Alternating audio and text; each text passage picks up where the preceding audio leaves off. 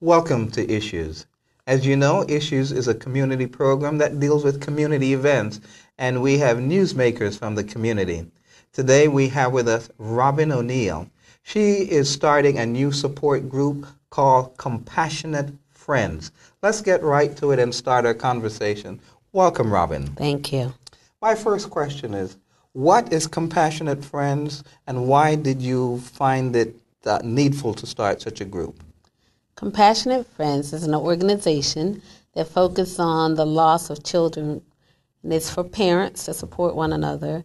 And this is a loss at any age, from in utero to whatever age that you have to bury your child. That group seems quite pertinent to today with the gang violence that's going on and parents losing their children. Would your group be helpful to parents who have lost their children through gang violence? Sure, certainly.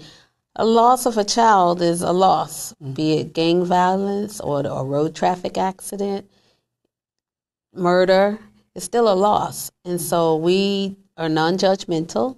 We come in, it's totally confidential, and we support one another through the journey in the 5 stages of grief. You mentioned the 5 stages of grief. Could you just mention 1 or 2 of those stages to us? Certainly. First is, of course, shock or denial, and then next is anger. Sometimes there's unresolved issues, so it might be some guilt that you're dealing with, or it's bargaining, why me, why my family? And so we walk through each one of those stages, and you don't necessarily go through in the order of the stage. So it can be initially the bargaining, why me? And we talk about that process and how you deal with those processes, depression, and then the final stage is acceptance. Okay. Now, Robin, I know that short while ago, a few years ago, you probably had to go through some of those stages because you lost a child. Could you describe that to us and tell us how you handled it? Certainly. I lost my only son, Kevin, who was 25 at the time. He was in Florida, West Palm Beach, working, had just gotten off shift, and a young man who was driving on a suspended license cut him off. And typically motorcyclists or scooter accidents, it's not uncommon to have that happen. The scooter is in the blind spot, and that's more or less what happened with Kevin. And he hit the back right corner and sustained a traumatic brain injury. He lived 5 days, and then he succumbed to his injuries. And it was difficult. You mentioned that I went through a few years ago. I'm still going through it, which is why I was compelled to start Compassionate Friends. In 2011, a friend of mine suggested to me that I go online and look at their website and see if I could find some solace in just doing the online chat room. And so I did. But I'm a touchy-feely person, so I like to be up close and personal. And so while I did find some comfort in being online and speaking with parents in a chat room about issues and concerns and why somebody would say get over it or snap out of it, because sometimes people simply don't know what to say, so they say the wrong thing. So it's really nice to be, like I did 18 months of support myself. First initially in a group, and it was a mixed group. And then I did one-on-one counseling. The mixed group was good. There was only one other mom who had lost. Mixed group? Of death, loss. Oh, okay. So it could be a parent, a husband, sister. Okay. And so the needs were multifocal. So I found when in the mixed group, it was supportive. However, I just felt like only the mom who lost her son could relate to my feelings, which were very, very different. Because if you lose your parents, not that that's a good thing, but it's the natural order of things. So you tend to cope with it a lot better. But to have your life arrested from a phone call, and then you have to deal and cope with life without your child, that's a very different loss than a parent or a sister. Yeah, I think as parents, we don't want our children to die before we die. Exactly. It's very painful and it's almost unnatural. But as you pointed out, should a parent go before a child, I don't want to say it's expected, but maybe it's a little bit easier to deal with.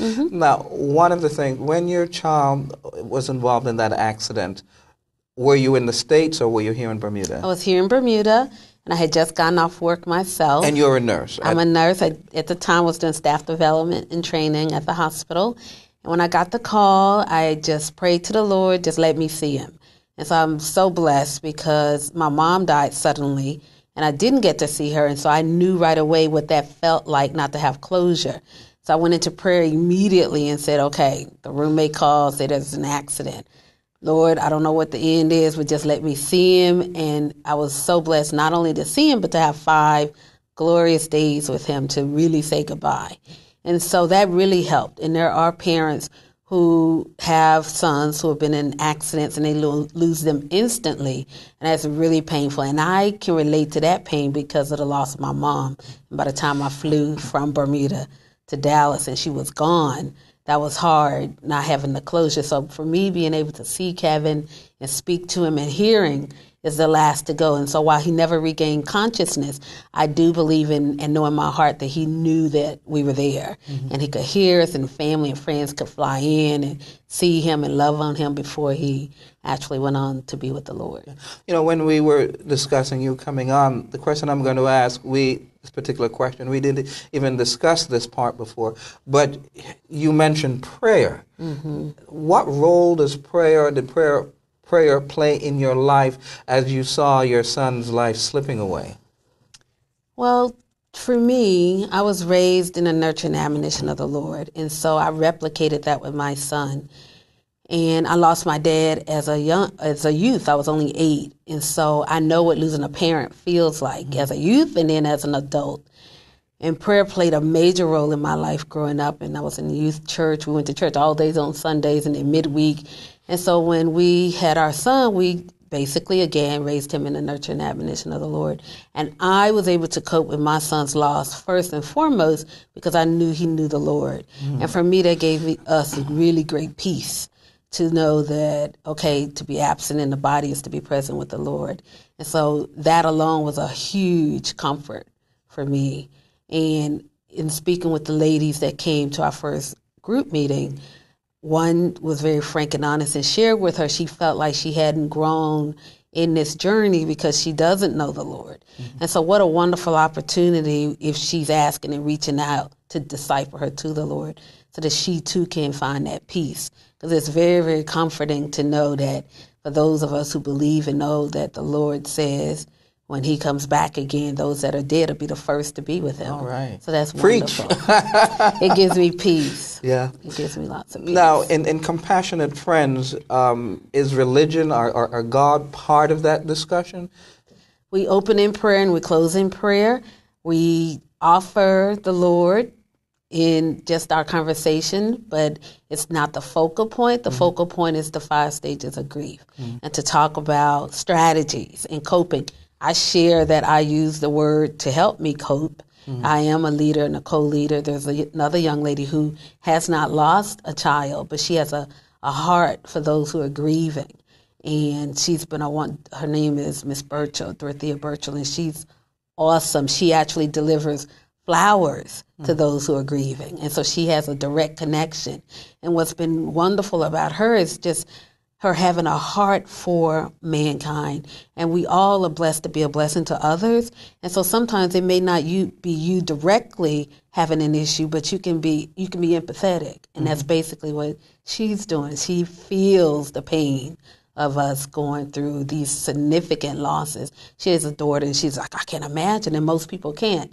And that one of the songs at my son's service was I Can Only Imagine, and it was sung, and I often play that. The young man that sang it for me actually gave it to me on CD. Oh. And just this past Saturday, I must have played it 10 times. Wow. And it just brings me a lot of peace because when I tell the story, most people say to me, I can only imagine, or I can't imagine. And so there's a common thread there. And when I think about, no, I can't imagine it, and I definitely were in the 5 stages of grief.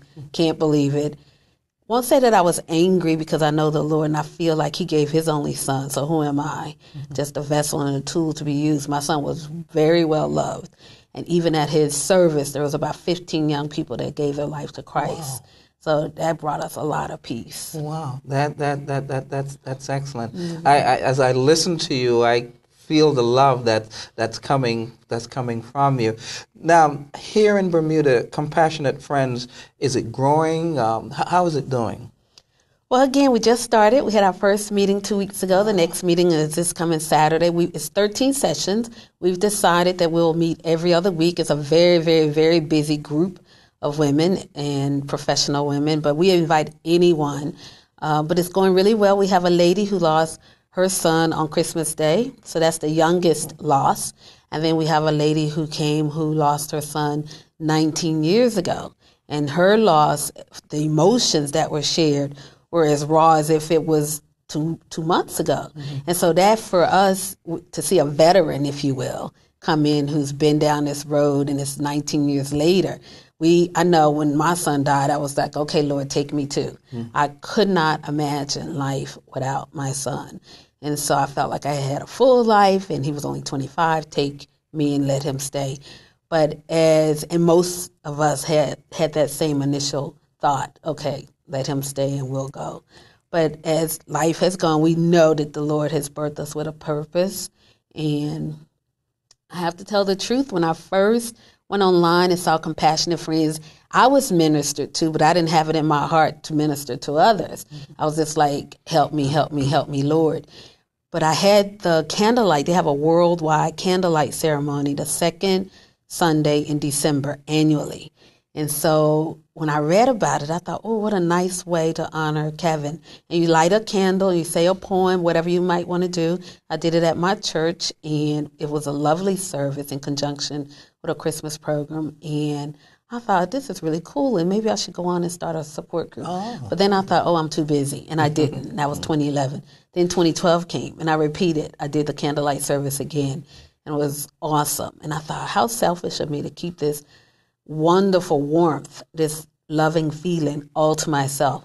So this time around, I was spun to say, okay, why not you? And I'll do it. And so I'm really glad I took the effort to take the next step on this journey and to help others, because it is a labor of love. There is a grief sharing format, organized series that we're going through for the 13 weeks. And it, again, just walk us through the journey of the 5 stages, along with stories. It's a video series, and I just facilitate it. But I share it with the women. This is not Robin's group. Yeah. Compassionate Friends is our group, and so we will define how it works. And so far, they've been very engaging and very, very, very approachable. Robin, is there a point where when a child dies, that is there a point where a parent really needs to get over the handicapping of the loss of a child? Here is someone who might not be able to go to work, might not be able to sleep because of the loss of a child, but is there a reasonable length of time, and maybe I'm asking it the wrong way, but is there a reasonable length of time where life has to go on? The hurt, the pain is still there, but life has to go on? Well, life does go on. We know that. Mm-hmm. And I tell you, we as parents who have lost children, that's some of the pain that we have, because you're eating an ice cream cone, or you're going to Disney, you're going to the Mediterranean. It's like, hello, we just lost our son, and you're going on a cruise. Mm-hmm. Do you understand that we're in pain? But we recognize in this culture here, in the Eastern cultures, they have a period with much of what you're addressing for the mourning. And I think that's what you're talking about, the mourning phase. Yes. There's always pain, but there's an acute pain when it first occurs, of course. Let's stop right there. We're going to take a break, and we're going to come back and talk some more about that. So join us right after this break.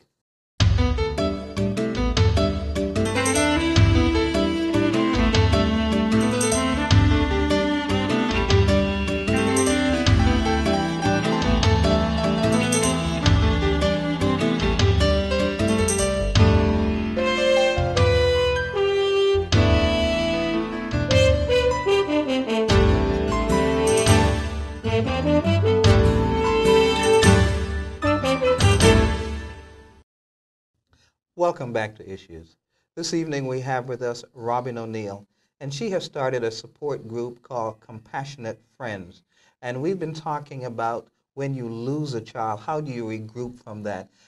So, Robin, you were talking about mourning, the parents mourning. Just pick up on that for us, please. A lot of times in our culture, there is 2 days of bereavement, if you will, on work, and people may take a week. You ask, when is it time to move on? A life goes on. Yes. We find that, and those of us who are in the group, more than one of us have said that people have said, snap out of it, get on with it, life goes on. We recognize that, but in the acute phase of the loss, you have lots of support. There's people calling you, there's dinner, friends, family, but then as life goes on for others, we're still arrested at that moment where we got the phone call or where the event occurred. And so that's the process or the mourning that we need to work through. You barely have time in 5 days to deal with the loss itself because you're trying to plan the funeral. So initially, you're not even dealing with the loss. You're just mechanically walking through what you need to do to get to the next step. So we say one day at a time, one moment at a time, and not to push yourself. And everybody's grief is different. I didn't come back to work for 4 months. My husband went to work, however, literally the day Kevin passed, he was online working. But that was his coping mechanism. So everybody is different. And what I've learned in my counseling is not to be judgmental. And so when we find people who are not really sure and clear on what to say, and they may say snap out of it, or something that's really unkind and cruel, you just breathe and ignore it. Because it's not about them, it's really about you. And so it's whatever time you need to take to get back on that bandwagon of life. I stepped off of it for about 6 months and gave up all of my responsibilities, church, etc. I did go back to work after 4 months, but it was literally go to work, come home, and not focus on anything else. And then gradually I was able to add on a little bit at a time. But you find after a while that you're not consumed with the thoughts of death. And it is very real. You can't sleep, you don't want to eat, but everybody is really very different. But the goal is to be able to cope daily. And once you get past the acute stage, then you have to work on life without your loved one. And in those stages and phases, that's the mourning piece. You learn those strategies to help you cope with that. And that's the goal of Compassionate Friends, to give our group members the tools for their toolkit to make it each day, each week. And we can be like this lady 19 years later, able to talk about it. And the raw emotion won't necessarily be there, but it's still very, very painful and emotional. Let me ask you, you mentioned your husband going back to work the next day. In your experience, do you find that fathers or men deal differently with grief than mothers and women, or is it basically the same way? Very different. And it's no different from anything else in society. When you think about it, you've heard the term men are from Mars, women from Venus. Yeah. No different in grief and death and dying. We just simply are built differently. And I think for moms, because the young men or the child comes from our flesh, bone of our bone, flesh of our flesh, I mean, they have a direct link to us, it's more painful. I won't say some men won't experience the deep-rooted, seated pain, but I definitely believe that women who lose children experience it a little, especially you think about women who have a miscarriage and it's in utero, the baby never even made it. But that connectivity, life begins at conception. And so we welcome women in who have had miscarriages as well, because again, we are connected to that connective tissue. And so consequently, I think the guys can empathize with us and sympathize, but some of it is not as deeply rooted. So if a man, say, goes back to work the next day or the next week and the mother is really can't deal with it, should the man be criticized? Should they say, well, why aren't you in pain? Should he be criticized, or is that the way he deals with the pain? I believe he's in pain too. He shouldn't be criticized. By all means, criticism wouldn't help. I think some corrective feedback might help through the support groups or counseling. But men, I find that my husband only, out of 5 sessions, only did 2. Men tend not to reach out to those kinds of groups. Not all, but a lot. And it's just not uncommon. I think our fabric is just very, very different. I think men are told to be strong, not to cry, not to show emotion. But how are you going to get it out? So they cope very, very differently. Mine cope through work, but unfortunately, it creates gaps in the relationship. I can't say that I was totally non-judgmental. I thought it was absolutely insane. It's like, what are you doing? We just lost our only son, only child. How can you? I couldn't even fathom being on a laptop sending a report to anybody. And I remember at the service when I saw his boss, I said to her, are you aware that my husband is working for your company and we just lost our child? And she was very frank and honest with me. She said every time she saw him online, she said, get offline. But again, I now know, I didn't know then, but I now know that was just his way of coping. He wouldn't even call our son name for months. And then finally he was able to share a story. And that's basically why I went into counseling, because everybody stopped calling his name. And for me, it was so weird because the natural conversation would be, hello, Robin, how are you? How is Kevin? That's going to be that's my next question. When someone has lost a child and then they go around others, is it best to talk about? You see, you don't know how that person is feeling. You don't want to bring up emotions that make them feel uncomfortable. So do you ask questions? Do you talk about the one that just passed away, or do you avoid it? You know, what do you do? Not as the one that's grieving, but as friends and family. You know, what do you do when you're in the presence of the person who just lost a child? I would say cast your net a little wide. Mention the name and see how the person responds. And if they're engaging you, because most of us want to talk about if you don't talk about the death of the loved one, it doesn't mean we're not thinking about them. So the person not calling the name is just kind of unnatural. I know for me, I was very frustrated because I thought, why is no one saying his name? So I think you can say the name and just see what kind of emotions come. And if the person is engaging you, yes, of course, and telling you a story, then by all means, share and call the name and celebrate that person's life. They are still a part of you, even though they're not here physically. Okay, let's shift the focus a little bit. As we look at gang violence that's taking place in Bermuda, in your experience and in your opinion, is that a reflection or somehow an indictment on the family, that the family isn't doing as it should? Not necessarily. I think there are wonderful families out there doing the right thing, and all of us have a will, and these young people have chosen not to do the right thing, and I don't think that's an indictment on the family. Now, that stated, I do feel that families are sometimes engaged in activities that are not necessarily healthy for the family, i.e., multiple jobs and just not spending quality time, be it single-parent households or married couples. Sometimes we can be misguided. Priorities are not straight.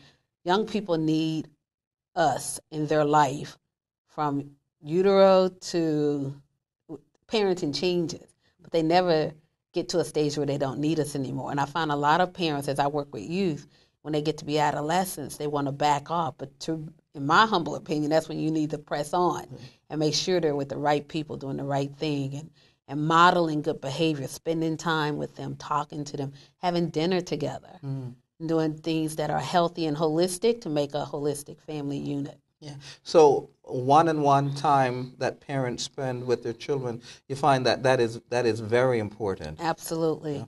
Absolutely. You think about when students are in their primary years, parents are there, they're doing homework, they're reading to their young people, and then as they start to matriculate to the middle and senior years, they tend to back off and say, have you done your homework? Yeah. Versus getting in and doing the homework with them.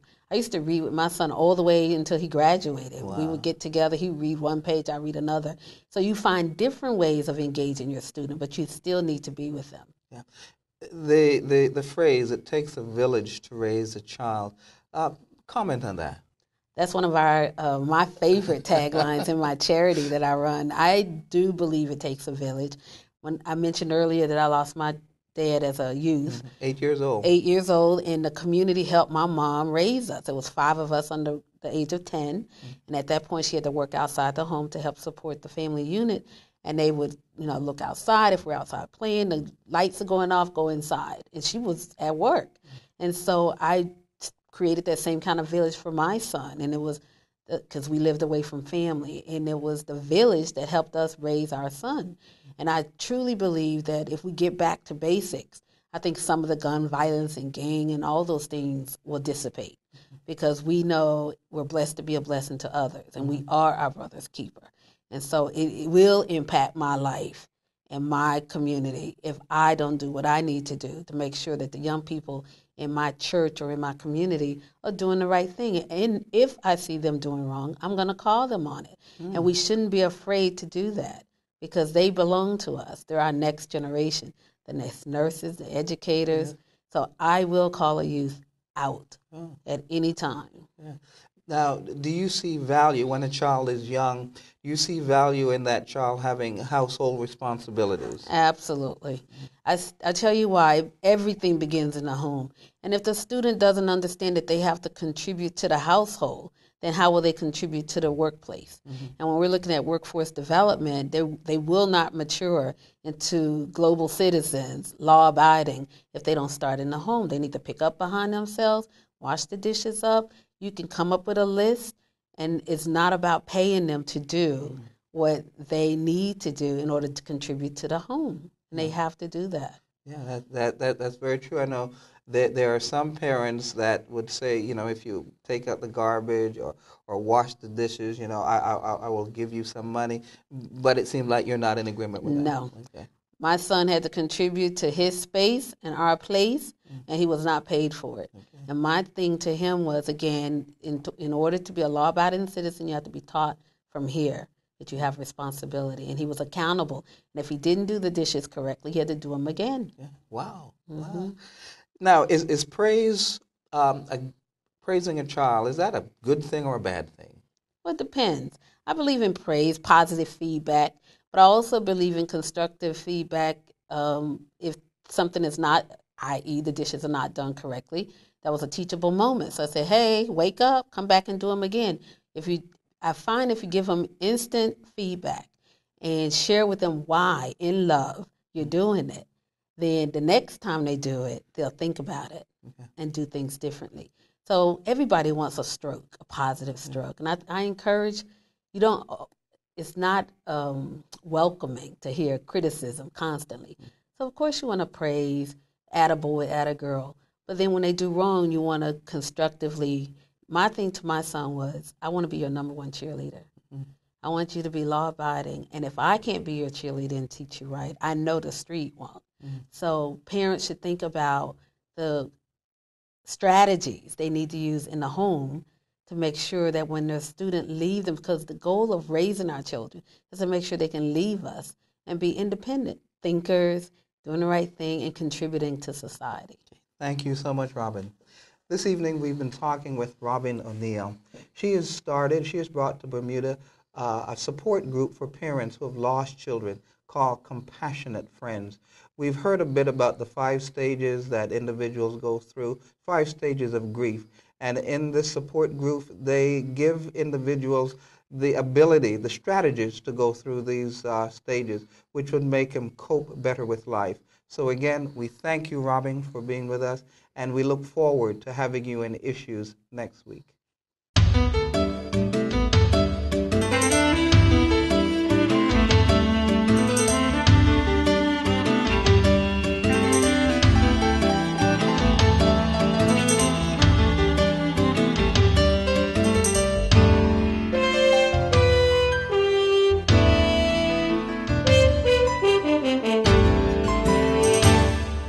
Thank you.